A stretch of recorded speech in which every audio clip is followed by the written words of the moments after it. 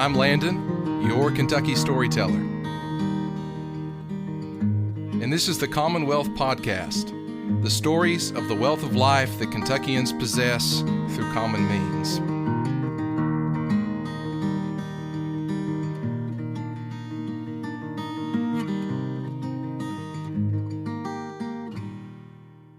Today I have with me a longtime family friend of mine, Miss Kathy Hinkle, and we're recording at First Baptist Church of Louisa, Kentucky, a church and a town that is near and dear to both of us. Miss Hinkle, thank you for joining us today on the Commonwealth Podcast. How are you today? I'm doing well. Thank you. Good. Thank you for having me. Good. Well, perhaps some people listening will know who you are. Maybe others, some in our area especially, but others, especially those outside of Kentucky, may not know who you are. So why don't you begin by just telling us a little bit about yourself, what you do, and where you live, talk about your family, and so on and so forth. Well, I'm a longtime resident of Louisa. I was not born here. I was born in Owensboro. My dad worked construction. Sure. And my mother was from McLean County. Okay. They decided that in 1959, at my ripe age of 3, that they needed to settle down and not travel. Like I said, my dad worked road construction, and they had traveled from Florida to Virginia.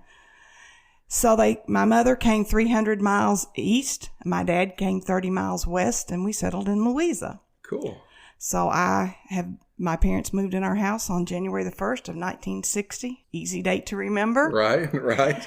And I grew up and went to school, Louisa Elementary and Lawrence County High School. Was very active, attended Eastern Kentucky University, met my husband, and we married in 1980. We have one daughter. My husband's name is Leif. Mm-hmm. My daughter's name is Julia. I have 2 wonderful grandchildren, Jace and Jax, that are the apple of my eye. Of course. In my whole life. I am now the state representative for Carter and Lawrence counties. Very, very proud to hold this position.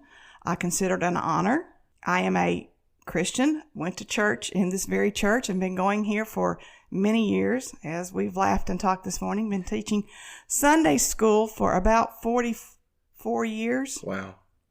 So I've been here a long time. Sure. I'm kind of one of the staples. There you go. Well, you moved to Louisa. What age did you say? 3. You were 3, right. So can you describe your upbringing in Kentucky? Can you describe specifically your upbringing in Lawrence County and what that was like? It's just a wonderful place to be from. A lot of wonderful friends. I've always been active in my community. Right. I've always been active in this church.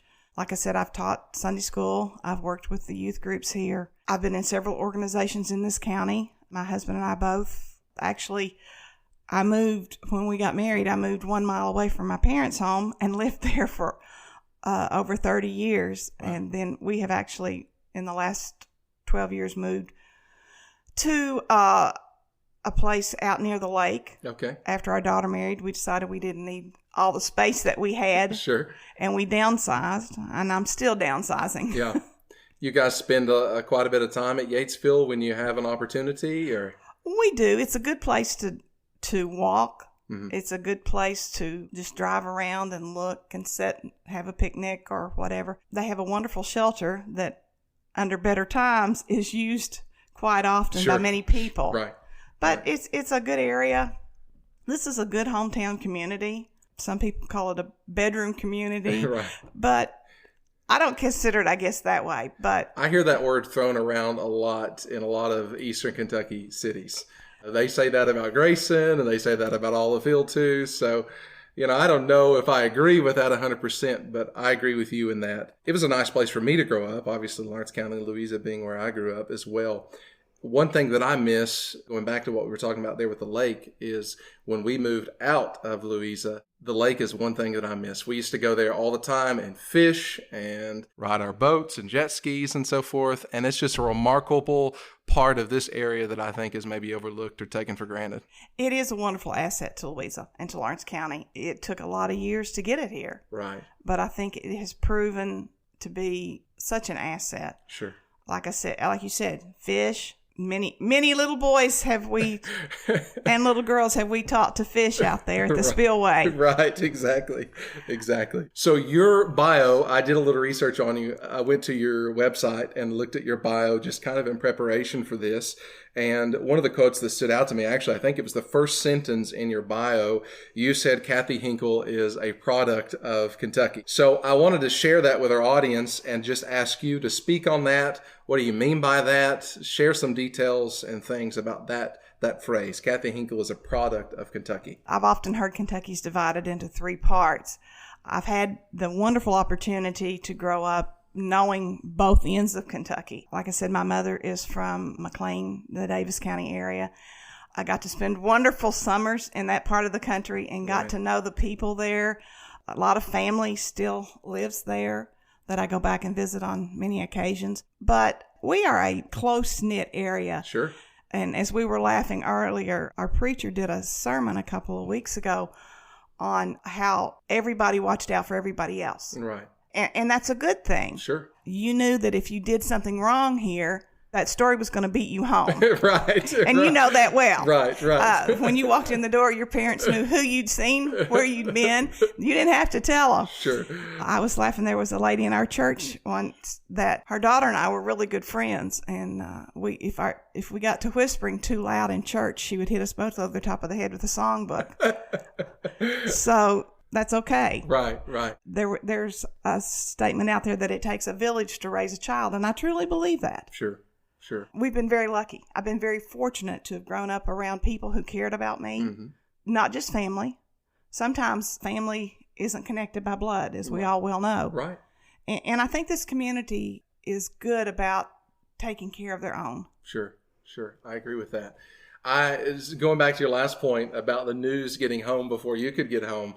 When I was in school, and obviously a little ornery, as most teenagers are, I remember trying to beat that news home to my mom, and we developed a relationship in that I was 100% transparent with her because I realized that if I told her the truth before the truth, met her, I would be in better shape. But that is certainly true, especially in this area. Everybody knows everybody. Right. And news travels extremely fast. Yes. I did grow up when there were telephones. We didn't have cell phones, but we had telephones and everybody knew how to use them. Right.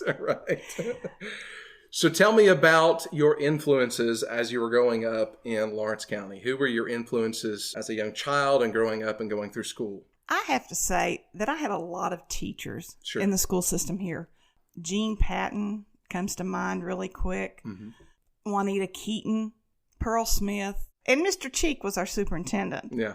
Those were all people, they knew your name. Sure. They were teachers that after you left their classroom, they remembered you. Right. And they were always the first ones to be your cheerleaders when you did something right. Right. They also were the first ones to correct you. Right. And they didn't care where you were.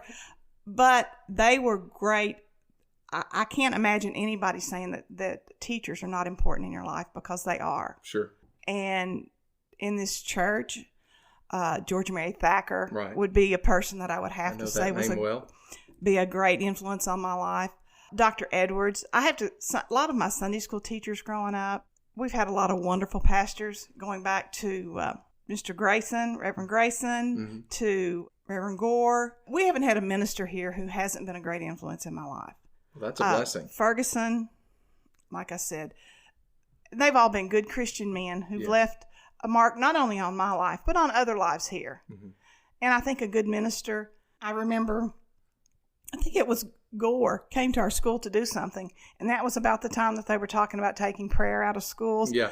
And he very quietly sat down at the table next to us and ate lunch. Yeah. But he bowed his head and prayed before he ate. He didn't make a big scene. Sure. But I think a lot of people saw that, and I think people forget that people are watching you. Right. Certainly. People are watching every action and reaction that you have. Right. So you talked about your teachers being a big influence in your life. I suppose that's why you're such a big proponent for public education. Exactly right. I can look at anybody who's complaining about a teacher, and truly, if you look back in your life, where would you be without a teacher? Right. I mean, they have your total attention all day, every day at school, And they do influence you. Right. Well, my wife being a teacher, I'm a bit biased, obviously. I totally understand that. A public teacher, and I certainly agree with you. Do you have any influences? Obviously, your influences that you had as a child growing up, that influence carries into your adulthood. But have you gained any new influences? Do you have any current influences that you seek advice from? Any mentors, so forth now? There are several. Again, my minister's always one of those people that I go to Right. about issues. But there's a lot of people that I trust. Rocky Adkins has been a great mentor of mine, of course, in my political life as well. He's been a good friend for probably a lot longer than we both want to admit, but Right. well over 30 years. Yeah. He and I have been acquaintances, and we've become very good friends. Joey Cecil is another Cecil. person Sure. that and again, you go back to being the teacher. I think teachers just, I guess I'm drawn to them because of their attitudes, their caringness, because Right. you have to care to be a teacher. Sure. And Joey Cecil is a deacon at First Baptist, and I think is still serving. He just retired. Just retired. Okay. So I'm late on that news, but he was serving. I guess he served as a teacher and then was most recently serving as a principal. Right. But just retired. So again, going back to that sphere of public education, and we can see to what an impact that has had on your life. One of my favorite questions to ask is, what did a typical weekend look like for you growing up in Kentucky, and specifically Lawrence County? Well, that changed as my daughter and my nephews evolved. But Friday night football, Sure. basketball games on Tuesdays and Fridays and Saturdays. Again, I have two nephews that play ball here, went to school here. Now they're both teachers here, Right. Brian and Alan.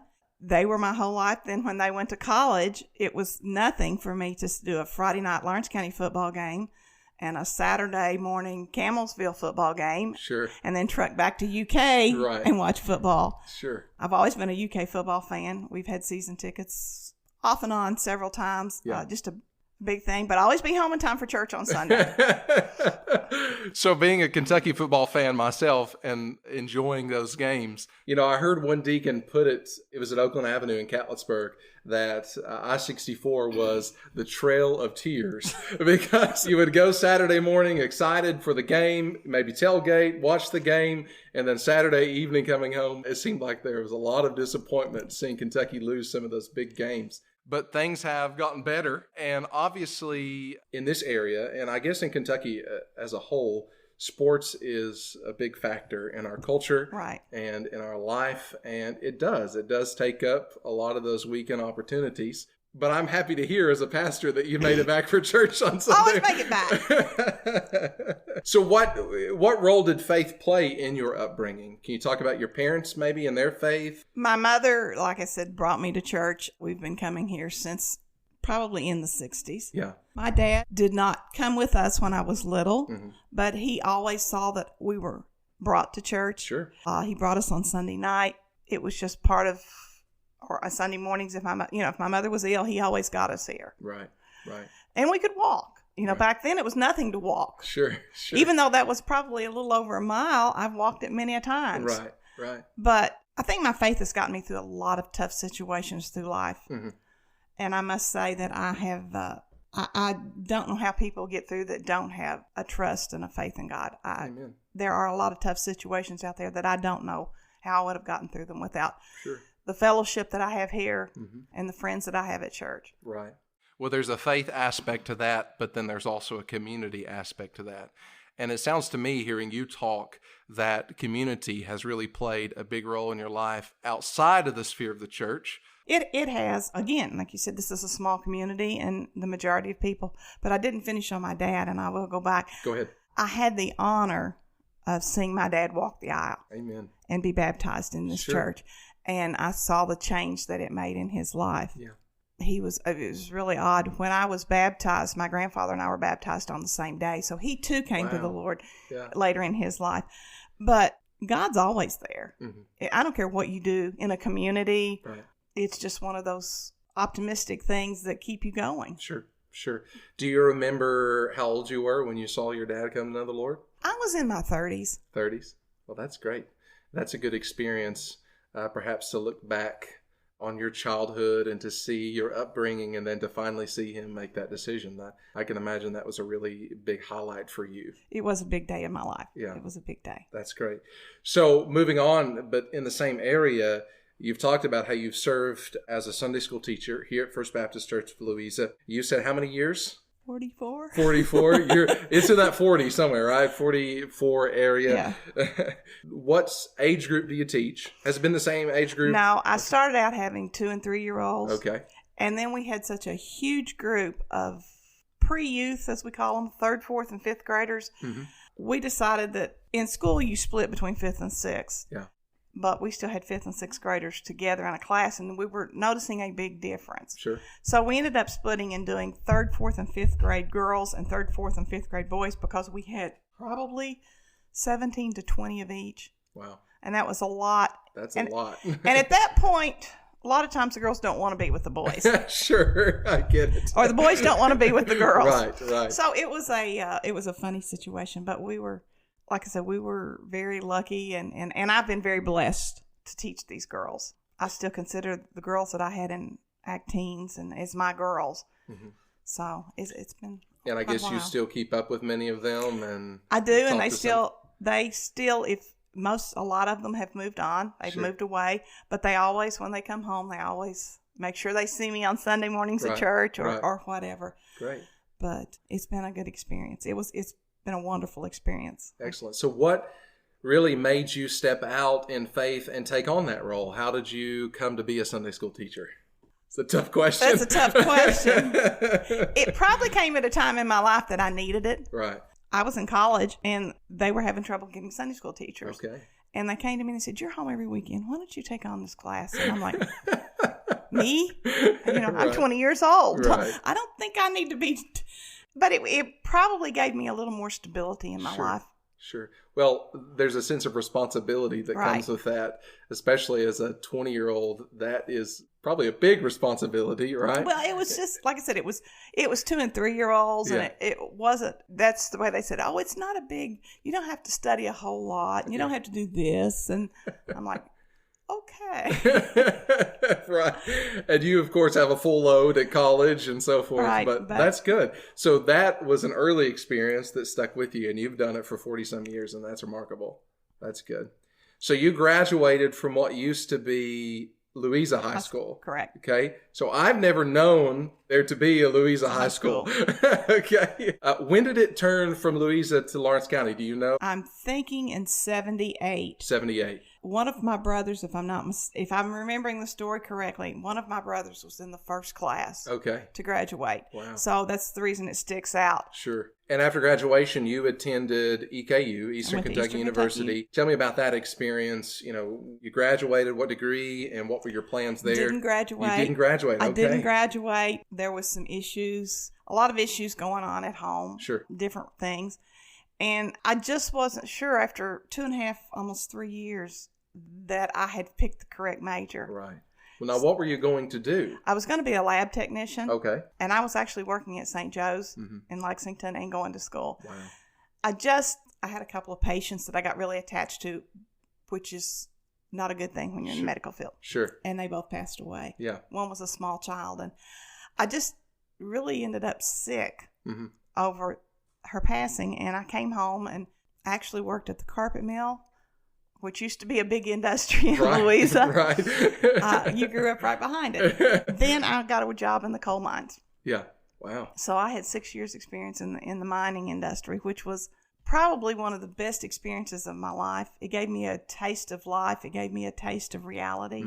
And then I got married while I was there. And then the first downslide of the coal industry hit in 82.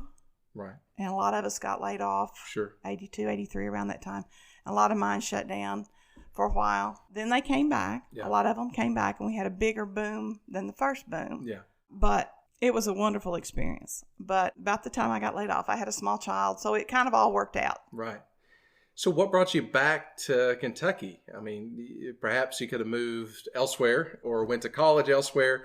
Why did you decide to stay in Kentucky? Why did you decide to stay in this area? I met my husband. Okay, that's a good reason. Dating, and it was home. Yeah. And I always wanted to come back. Sure. I just, I love to go visit other places. Yeah. I would hop on a plane today and go anywhere, probably, Right. and do anything, but I always want to come home. Sure. So in 1997, I think is the correct year that was on your bio, you began working for the Kentucky Child Assault Prevention Agency. I guess we could just say KCAP or KCAP, which is maybe easier to say. What led to your desire and passion to work in that agency and for children? I had been substitute teaching for about 6 years. Okay. I was asked to go and look at this program. Sure. I came home and for about 3 days was not a very happy person at my house. And my husband kept saying, well, if you think this program is so good, why don't you see if you can use your connections and get it in Eastern Kentucky? Right. And through that, we were able, with some help from other people, we were able to bring the agency and open it in Lawrence County. Mm-hmm. And I did that for 22 years. It's a long time. It was quiet. And we operated in Elliott County, Morgan County, Lawrence County, Boyd, a couple of years in Greenup, a couple of years in Martin, off and on. But it was a wonderful program. Yeah. But the governor cut our funding, and as times got bad, it just wasn't. We couldn't do it. Right, couldn't continue it on. Right. So outside of bringing it to Eastern Kentucky, what other successes did you find through that program? Can you share that experience? It was an eye-opening experience for me. At the time, statistics were 1 in 5 children are abused, either physically. Wow. We've now found that it's more than that. Sure. Some of the heart stories that I heard, when I first got involved, I went to speak to a group of gentlemen at a meeting. And there was 22 men in that room. And 7 of those men came up to me afterwards and said they had been abused as children. Wow. And I thought, it was like, you always think girls being abused. Mm-hmm. But I found out that there's a lot of sexual and physical and mental abuse to boys as well. Sure. I think the statistics now say 1 in every 3 to 4 little girls and 1 in every 4 to 5 little boys are abused. Wow. So that is a worthwhile effort, obviously, to try to build in this area and to attach yourself to, because you're making a difference there. Right. Even if you could, widen that statistic by 1 or 2, that's a large difference in seeing less children abused, less children sexually assaulted, and so forth. So I commend you for that. Are there any programs like that still going on in this area around the state? Not really. And it's sad because it did do it. I mean, it's a national program. Right. But if you can make a difference in one child's life, that may be the child who would have grown up to be an alcoholic that could have been in a wreck and killed somebody or turned to drugs. Or if you can catch those situations and get these kids help early in life, that's the key. Right. But I think someone did a survey back around 98 or 97, and they did the prison systems in Kentucky, mm-hmm. and they found that about 90% of your criminals were abused as children. Wow. That's telling. And so you think, okay, what are you going to prevent? Sure. Yeah, that's remarkable. I didn't realize that. That's pretty incredible. And certainly it sounds to me like there needs to be some type of effort to help widen that margin and to decrease and prevent, as the agency was titled, child assault. So maybe that ties to the next question a little bit, because in 2018, you decided to run for Kentucky House of Representatives, District 96, and that comprises Lawrence and Carter County. So what urged you then, or maybe it was a decision beforehand, what urged you to run for state representative? A lot of the abuse situation, a lot of the teacher situation. Like I said, I was a substitute teacher for about 6 years. Yeah. I got an eye-opening experience from the other side of what a teacher faces on a daily basis. And it's not, I hear people say, well, they only work 9 months out of the year, or they only do this. A true teacher works from daylight till sundown. Right. Because they have lesson plans to do. They have children that they see every day that they're wondering, are they getting fed? Are they being abused at home? What are these kids going through? Sure. And a true teacher worries about those kids. Right. And she tries to find a way to help those kids. Those are her babies. Right. You can say what you want, but those are her babies from Sure. 8:30 or 8:15 or 8 o'clock in the morning till 3, Right. Right. And she does attach to them. You have to. Right. And if you've got a room of 25 or 30 students, they don't all learn on the same level. Sure. So as a true teacher, you've got to find ways to help those who are the more advanced. Right. You've got to find a way to help those who are behind. You've got to you just worry. When you have a student walk in the classroom in their pajamas, Yeah. as many teachers have seen, you wonder. Right. So the teacher aspect was a big part of you deciding to run Right. and wanting to be a voice and support for teachers. Are there any other, what other major issues or concerns urged you to run for House of Representatives? We have been behind in this area in jobs, Mm-hmm. and it's forcing people to leave. Sure. Have I done everything I wanted to do? No. Right. This pandemic has taken a little Certainly. Wind out of everybody's sails. Everybody's sails. Right. But I think that just somebody to listen to people, a lot of times just listening to somebody, even if you can't fix it immediately, Sure. you don't realize what a difference it makes. Right. Because people have issues. Like I said, I can't fix everybody's, but I do listen to anybody who has an issue or a problem, because not always the problem they call you about is Fixable. fixable, and it's not always the real reason that they've called. Sometimes Right. they just called and need somebody to listen to them. Right. Well, I've had that experience being a pastor. I've sat down with people for maybe an hour and just listened to them.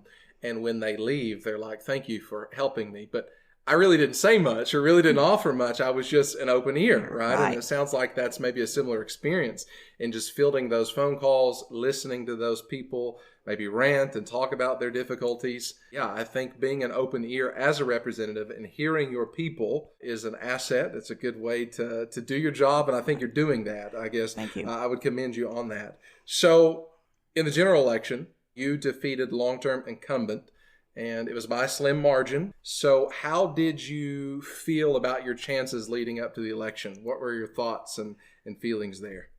I knew it was going to be a tough race. Sure. When you're going against an incumbent and somebody that's been around, people know it's tough. Right. And I did not want to run a negative campaign, Right. basically, and I'm not going to run one this time. Sure. I will do my best for everybody out there, no matter Right. what your party. I'm not hung up on that. I have very personal issues in running. I just feel like I said, it was a tough race. Yeah. People do say things that are not true about you. Right. So you have to learn to thicken up your skin, which was really hard for me. Sure. Right. Anytime you're in the public eye, whether it's, on a more statewide level like you or for me in a community, you have to have thick skin. Because rumors spread, right? People say Yes. things about you that aren't true. So you were watching the results come in, and you saw the results coming in, and you saw that perhaps they were neck and neck. I mean, how did it feel to see that check mark beside your name that Kathy Hinkle had won? Well, it felt a relief. Sure. And as the numbers kept coming in, actually we got them in, I'll be honest, at first, and I had lost by 4. Yeah. So that was and then everybody said, just calm down. Let's go back through these. And Wow, I didn't know that. so then we went back and somebody had transposed some numbers wrong. So Sure. we had that idea, but then we had to go through the recanvass. Yeah. Right. So you still are wondering, that's a slim margin. Sure. Do you or don't you? So it sounds like you're saying that even on election night, it was still kind of up in the air, and even days after. It was for a while until the recanvass was over, and then I felt, which that was just a couple of days, but Yeah. So what has been your biggest focus as a state representative? I know you talked about supporting teachers, but is there any other matter that you would add to that question? As when you took office, what did you want to be your biggest focus as a representative? Well, my first focus, I wanted to be public education. I wanted to put money into our schools. Yeah. A good education can take anybody anywhere they want to go. Sure. Our infrastructure here was getting old. Mm-hmm. I wanted to try to find ways to find money for those issues, Sure. sewer lines, water lines, that type of thing. And you don't think that's important, but if you're going to draw an industry to your area, you have to have updated Right. cell service, phone service, cable service. you don't realize how important those are until you're trying to get on a Zoom call and you can't get on because there's not enough bandwidth and internet. In your area. And then you drive to McDonald's and sit in the parking lot or somewhere. So if you see me sitting in a parking lot, you know I'm usually on a... You're using the Wi-Fi. Which is sad. But, and then, our road system and looking for companies. I'll be honest, I've pretty well attended about every type of... There are receptions that different industries put on. Sure. And I'm usually going, okay, here's my card. What can I bring to Eastern Kentucky? Right. You get a lot of, I can see maybe 5 years down the road, we're going to do this. So it's just a matter of, eventually, I've gotten 2 good bites. Mm-hmm. I will be honest, through this COVID. Right.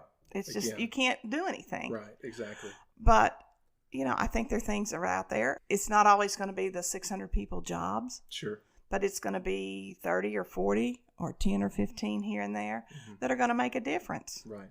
Right, certainly will. So despite being the representative of Lawrence and Carter County, we're going to shift away from that role that you play in, that you're involved in, because I know that your favorite role doesn't have to do with politics at all, right? Right. So tell us about your experience being a grandmother.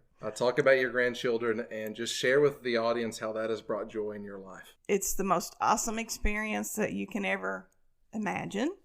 I always laughed when people said you spoil them rotten and then take them home. Well, my issue is I spoil them rotten and then I keep him overnight.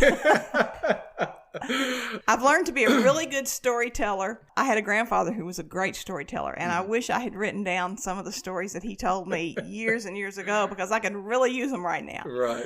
But they are my life, and their future is, I think their future has given me more of a drive for what I'm doing. Wow. Because I want them to have opportunities as they grow up. Sure. And I think in my position, I can try to help make those options. I'm going to attend, hopefully, like I said, Jace is just 3 and Jackson is 9 months, and they're totally different. We laugh and we say Jace is the race car. Everything he does at super high speed. Jax comes along slow and steady. Right. So 2 different personalities. Totally and already. Children. Yeah. And they're so funny. There's nothing like walking in when you haven't seen them for 2 or 3 days or a week, and those eyes light up. Nana, you're home. That's great.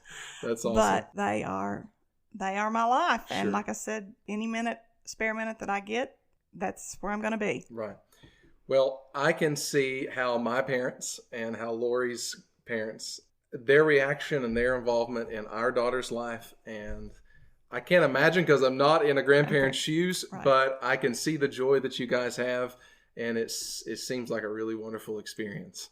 They say that when you're a parent, you're stuck with them, but as a grandparent, you're supposed to send them home, but it sounds like you're not doing that. If I would keep them 24/7. They are my best blessing from God. Right. Amen. So as a final question here, we're talking about Kentucky and just the commonwealth that we have through ordinary means, and that's like family and faith and friendship and so forth. So let's talk about Kentuckians with this last question, and I'll just ask you, in your opinion, what are the best traits of Kentucky people? Kentucky people care about each other. Right. They're pretty open. They are supportive. Mm-hmm. They will tell you when you do something wrong. Right.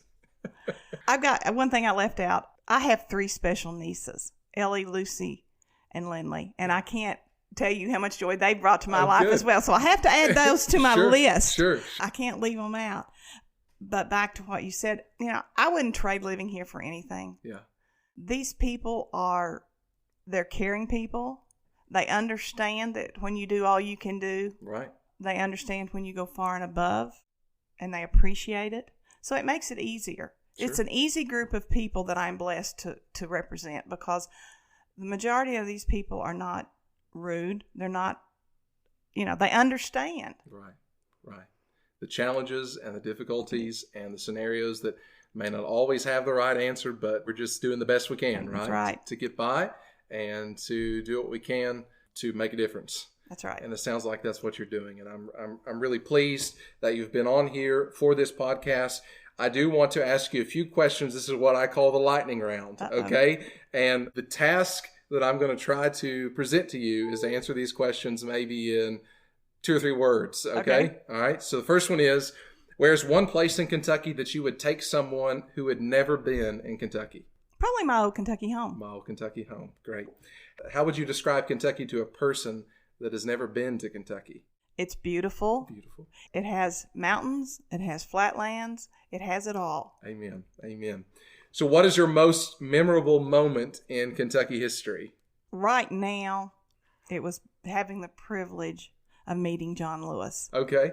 With him just passing, it's Sure. kind of a situation that he was a very busy man, and I got the privilege of meeting him one day, and he kept telling the guys, go away. Yeah. We're talking. These are my Kentucky girls. Right. That probably would be right now. Sure. That, and I guess probably when I was elected. Yeah. Right. Well, I certainly could see that. Do you like L8? I used to bring L8 home from college when you couldn't buy it anywhere east Sure. or west of Winchester. Right. Yes, I like L8. I love L8. So if you were to choose, have you tried the new flavors, I'm guessing? I've tried the cherry. Okay. So if you were to choose between the original and cherry, which one would you pick? You can't beat the original. Hands down. Hands down. Final question. If you could live anywhere else in the world besides Kentucky, where would it be? Gosh, that's tough. That's a tough question, isn't it? Probably on the beach. Okay.